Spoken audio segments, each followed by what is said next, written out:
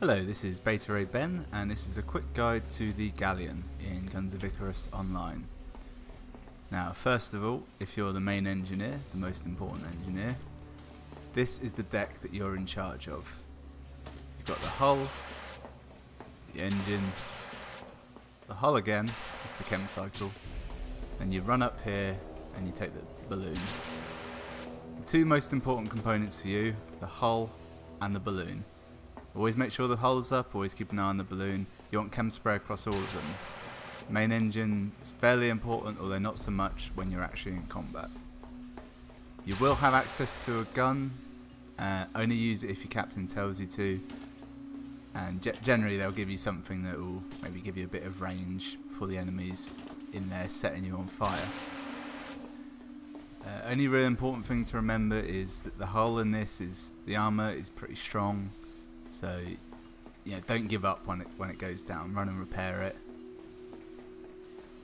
Typically, the back gun will be something like a mine launcher or a beacon flare, something like that.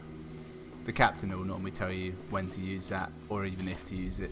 He'll normally cover it. Onto the lower deck engineer. Now, this is a tricky one, because sometimes your captain will want you always on a gun, sometimes he'll just leave it to the gunner because he can quite easily operate certain sets of heavy guns, but you'll want to be running your chem cycles down here. It's very important you keep these two engines going. All the guns point to the sides on this, so if you lose turning engines you're buggered. And that's really about it for the lower deck engineer. When the guns go down you want to prioritise healing, like a heavy carronade if you got one, over Hwacha.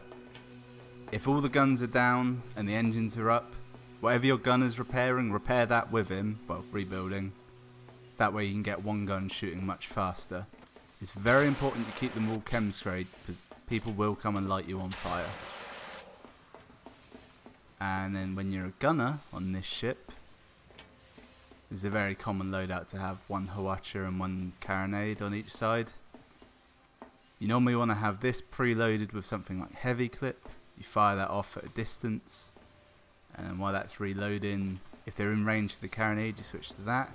If not, you stick on this. You just hop back off the carronade onto the Hwacha, just every so often, fire off a spurt.